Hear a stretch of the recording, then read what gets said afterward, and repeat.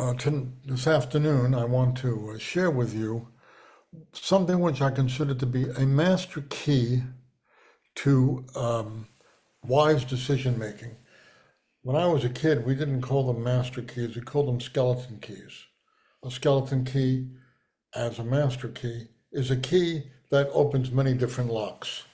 And this particular key will open many locks in your life. And today's goal will be to find an almost foolproof avenue to God's blessing in our life, an almost foolproof avenue to receiving God's blessing in our life. In every situation, I'll be suggesting that we should ask and answer one particular question. And this is the master key to wise decision making. But first, let me talk about dreams and voices. I know a man in the Messianic movement, whose name I shall not name, who is very intimidating to me because he's extraordinarily organized and administratively invincible. And in the last 3 weeks or so, frequently I've had dreams in which I see myself not meeting requirements, not getting things done, and this person is kind of in the dream. And it's a dream about shame, about the shame of misperformance. And I don't know, maybe many of you have had dreams about shame, and maybe you have a voice in your head, like I do, that is always standing in judgment over how well you're doing things or how well you're not doing things.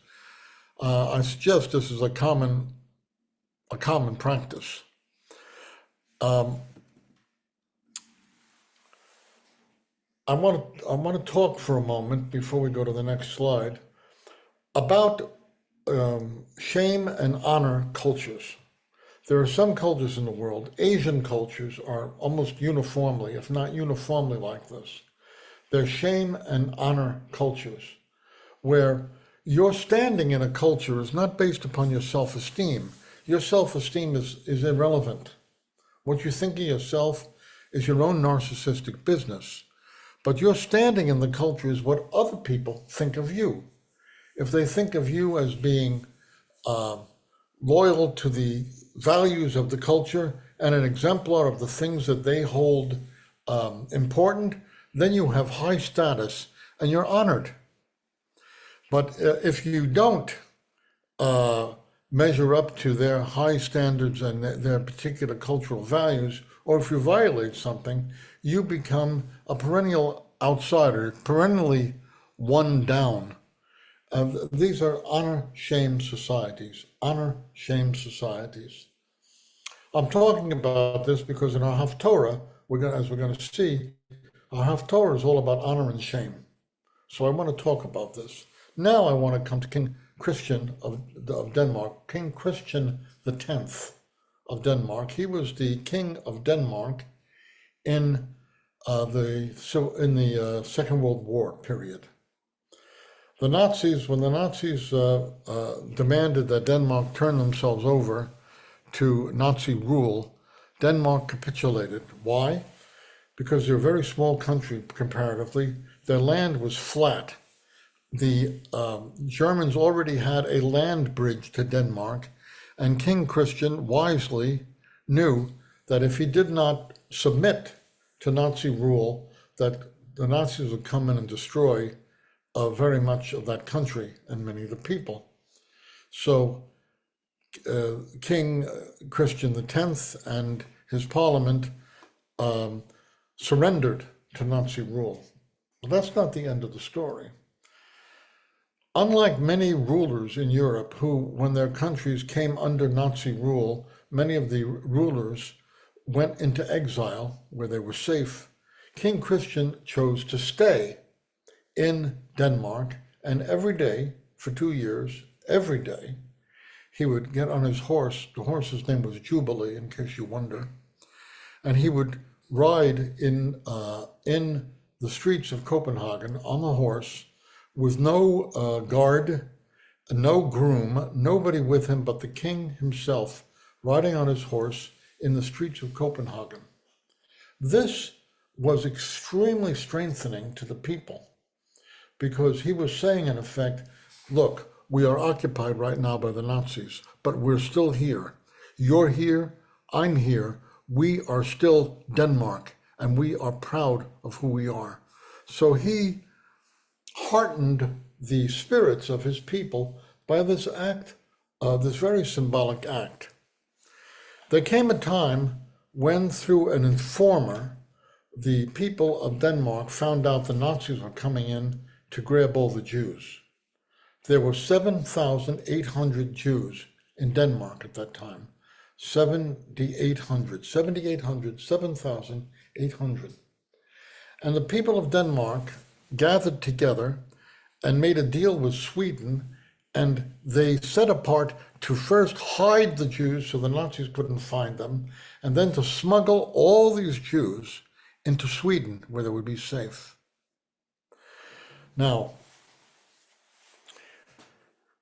the Nazis still wanted the Jews, but how many Danish Jews died in Nazi concentration camps? How many Danish Jews out of 7,800? Answer, 102. Almost the entire Danish Jewish population was saved by the nobility of the Danish people. And so to this day, that has resulted in honor for the Danish people, for Jews, and Jews of my generation, Jews certainly of my father's generation. He was an adult during the Second World War. I can guarantee you that American Jews of that generation and Jews elsewhere, they know that Denmark was noble and brilliant and generous and compassionate, and Denmark has very high status with us. This is an expression of what happens when you have honorable status. When you have honorable status, it's not just a statement about you, but that status washes out over your people for generations. Your people for generations will be thought of highly because of what you did.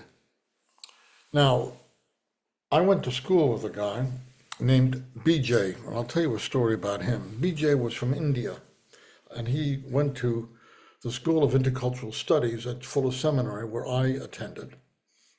He was a poor man from India who came to America and wanted to get a DMin degree, a Doctor of Ministry degree. But of course, he didn't have money. So he worked a menial job at the seminary, and in exchange for his work, he was able to take courses from time to time, and I imagine he saved a little money, although he didn't get paid a lot of money, but he managed to survive.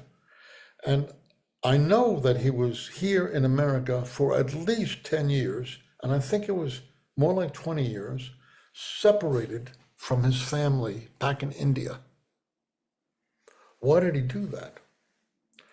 One of my professors one day nodded towards BJ and said to me, he will bring honor to his family for generations. That in his culture, the fact that he got a doctorate in an American seminary and then went back to serve in India with a doctorate, his whole family will be honored because of this. So honor spreads in its effects from the individual who is being honored to those associated with him. But of course, there's also a question of dishonor. We have a statement in Jewish culture that something is a Schande für the Goyim. A Schande für die Goyim, and there it is in German. It means it's a disgrace in the eyes of the nations. When Jews behave particularly badly, the thing that is scandalous about it is that it reflects badly upon the Jews.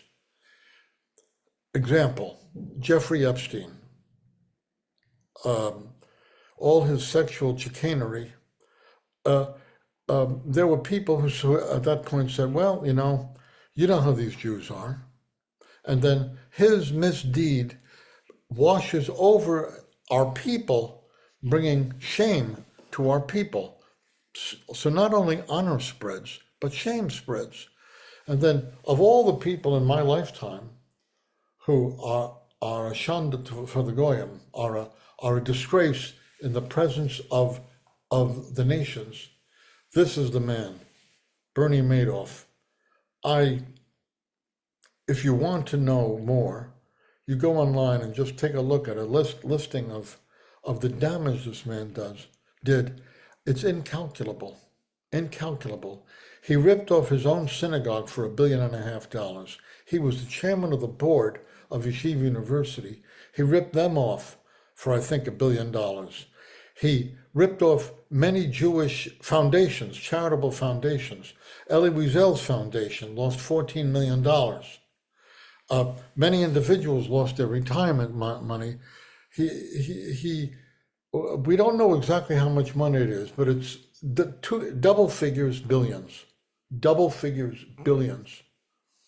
And of course, the problem is what he did, not only was it horrible, but as you can well figure out, it gives people an occasion to say, well, you know, he was a Jew, and you know how those Jews are with their money. So the point is made. Honor spreads. Shame spreads. And today's goal is to find an almost foolproof avenue to God's blessing in our life, so that in every situation we'd ask and answer one question as the master key to good decision making. We're going to relate all of this to our Haftarah. This is important because everything we do either enhances or diminishes God's reputation. You see, it's not just that what we do reflects on our people. It reflects on our God. We're either improving God's brand, we're either commending God's brand, if I can call it that, the way he's identified, the way he's regarded, or we are damaging God's brand. We're either lifting his reputation or we are undermining his reputation.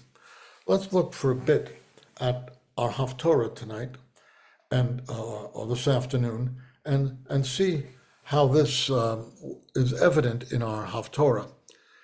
First of all, we see in our Haftarah that attitudes and actions can defile. They can create shame. The word of Adonai came to me, human being. When the house of Israel lived in their own land, they defiled it by their manner of life and their actions. Their way before me was like the uncleanness of Nidah. It was like menstrual impurity. This is not a reference that menstruation is dirty. It's a condition. There are many conditions where a person. We saw tonight in the Torah passage from about the Parah Adumah, the scarlet calf, the red cow, the red heifer. That's the term. The red heifer. We saw that if a person touches the bone of a dead person, they become unclean. Not that they're dirty, but they're disqualified temporarily from entry into holy space. Anything that's at the boundary between life and death is anomalous. It's not quite fully death, it's not quite fully life. Menstruation is like that. It's a testimony to the boundary between life and non-life. And that's mysterious, and therefore it's treated as special. But that specialness means it can't be in the normal communal holy space for a time. At any rate, Israel defiled the land, the holy land, by their manner of life and their actions. We read more. God can and does bring judgment on this kind of condition. He says, therefore I poured out my fury on them because of the blood they had shed in the land, because they defiled it with their idols.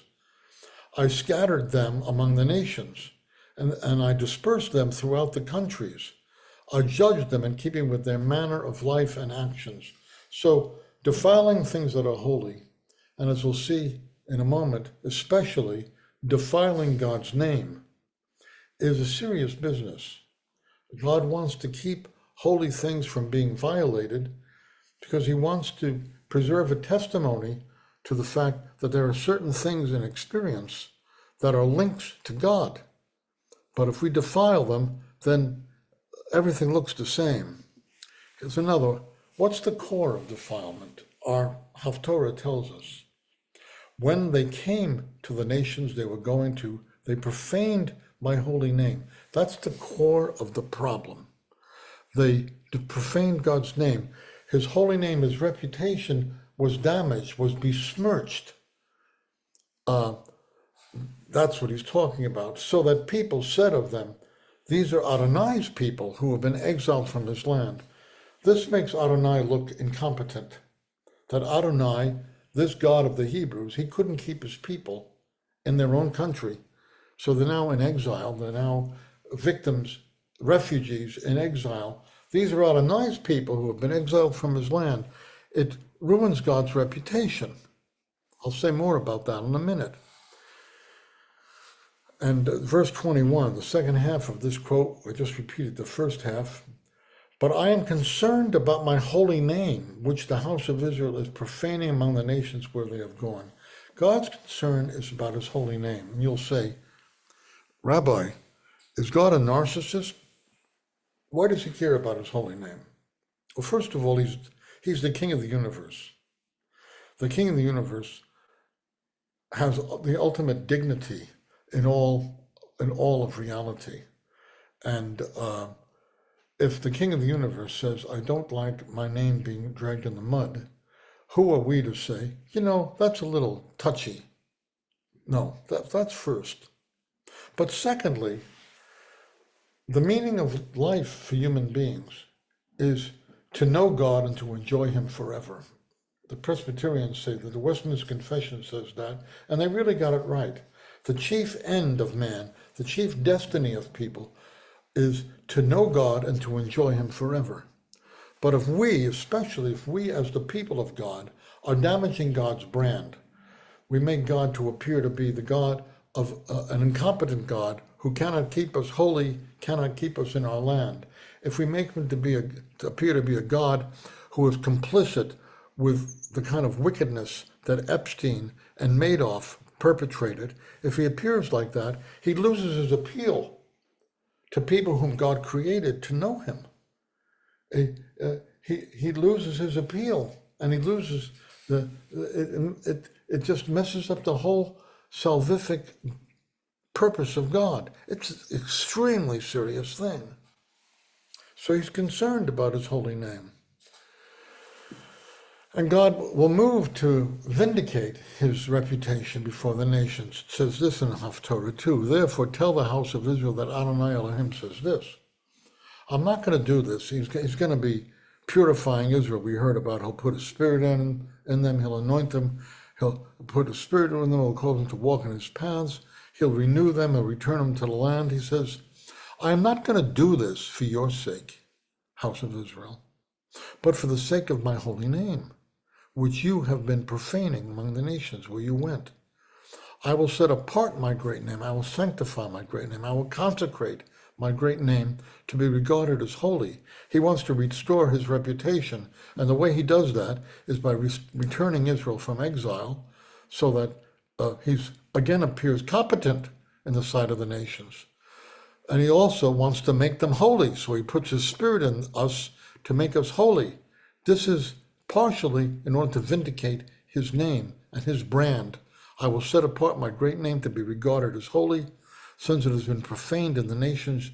You profaned it among them. The nations will know that I am Adonai, and they'll know how great Adonai is, says Adonai Elohim, when, before their eyes, I am set apart through you to be regarded as holy. So God says, I'm going to rescue you. I'm going to sanctify you. I'm going to redeem you. I'm going to bring you back to your land, but I'm not doing it for your sake. I'm doing it for the sake of my name. That's what he says. So, out of all of this consideration about purity and impurity, about honor and shame, how does honor, and about how honor spreads and how shame spreads, What do we get from this? Here's that master key principle that I've been building a case for. In every situation, I encourage us all to ask and answer this question of ourselves. How will I maintain, increase, and defend God's reputation in this situation? Whatever situation you face, at work, in your family, with your friends, in business dealings, we need to reflexively ask ourselves, what does it mean for me to maintain God's honor, to increase his honor, to defend God's honor, his reputation in this situation? This is the master key to good decision making. It's a very important thing. What do we get out of it? I'll tell you that in a minute. Here's a story about Sidney Poitier, about rendering honor to whom it is due. Sidney Poitier was born on Cat Island in the Bahamas. He was born in an extremely poor family, but a very noble family. His father had rheumatoid arthritis, and his brother had somehow gotten to Miami, and his brother would send his father very, very, very cheap cigars. And Poitier's father would go around in his area and he would peddle these cigars. He would sell them one at a time to people. That's how he made money. You can imagine how much money he made. In an island with small population, peddling cigars one by one. What did Poitier's mother do? Poitier's mother would go around the island collecting rocks, sometimes 20 pounds, 30 pounds, 50-pound rocks, boulders, really. She would somehow bring them back to where they lived, and in front of the house, she would sit in the hot Bahamian sun with a hat on, and she would sit all day with a hammer and break those big rocks into gravel. When she had about a ton of gravel, 2,000 pounds, a man would come with his truck, haggle with her for a while, and maybe pay her $6 for months of work. That's how she made money. Eventually, Poitier came to America. He investigated acting. He was illiterate when he came here. He could not read. He was working in a restaurant as a dishwasher. And he and a friend even opened a fish restaurant at one time. And a waiter, a Jewish waiter, nice Jewish waiter, using a newspaper, taught Poitier to read, which was fantastic. Poitier got married. He had a wife and a daughter, and his wife was pregnant with their second child. So since he had no money, he was very broke. He went to a household finance company and borrowed $75 to pay for the expenses of his wife's confinement when she had the baby. He borrowed that money on the basis of the collateral of the furniture in his house. He basically put his furniture up for hock. A theatrical agent contacted him and said he had a dramatic opportunity for him that would pay him $750 a week. Now, in those days, this is probably the late 20s, maybe like 1930 or so. In those days, $750 was a lot of money. A lot of money. And Poitier looked at the part, and of course he played a black man, but the black man in this script, he didn't end up looking like a very admirable person. And Poitier had a principle all his life. I heard him talk about this, and in a book of his, actually, he wrote about it, that he had decided he never wanted to do anything in the dramatic field that he would not be able to show to his mother and father. He did not want to do something that was disgraceful in the eyes of his parents. So when this guy came and offered him the $750 a week to do this, Poitier turned it down. Some weeks or months later, the man whose name was, I believe it was Manny Baum, he was a Jewish theatrical agent, he contacted Poitier and he said, "You really needed that money, didn't you?" And Poitier said, "You have no idea." And the man said, "Why did you turn it down?" He said, "It's just the way I am."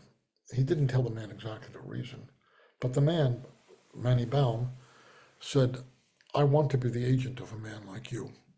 And he ended up being Poitier's theatrical agent for 45 years. So we learned from this that Poitier behaved in such a manner as to bring honor to his father and his mother. What is the lesson for us? That we should behave in such a way as to bring honor to our Father in heaven. Because our Father in heaven has told us this: "Those who honor me, I will honor, and those who despise me shall be lightly esteemed." So if we bring honor to our Father in heaven, we can count on the fact that he will bring honor to us. And I'd like us all, in conclusion, to not only remember, but apply this simple question in every situation in life. How will I maintain, increase, and defend God's reputation in this situation? It's easy to remember this. We're talking about how to behave in a situation. Another way of saying "in" is amid the situation. So MID.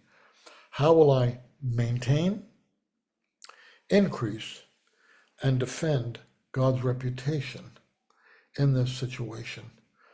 I believe this is a master key to good decision making. I'll give an example of how it might work. Let's say you're a working stiff, you have a job. On your job next week, your boss asks you to do something which you know to be either immoral or illegal. If you ask yourself these questions, how can I maintain, increase, and defend God's reputation in this situation? Since you're a person of God, a part of the people of God, you would wisely say to your employer, "I'm sorry, I can't do that." If he or she says, "Why?" you say, "Well, really, it would disgrace the God that I serve for me to do that. It's not my way." Now, you may, like Poitier, suffer great loss. Poitier, in the short term, Poitier lost that $750 a month. Remember, a week, he had to go and put his stuff in hock to get $75 from household finance. This was 10 times that amount every week. He said no on principle, and he suffered for that. But later, he was rewarded because that agent was impressed and wanted to deal with him. Similarly, when we act on principle, in the short term, we may undergo loss. We may undergo rejection. We may be shamed by people who don't hold our values. But in the long term, we benefit. And most of all, we will benefit from God's reciprocity, because he says, "Those who honor me, I will honor." And our God is an honorable God. We can trust him to do as he says.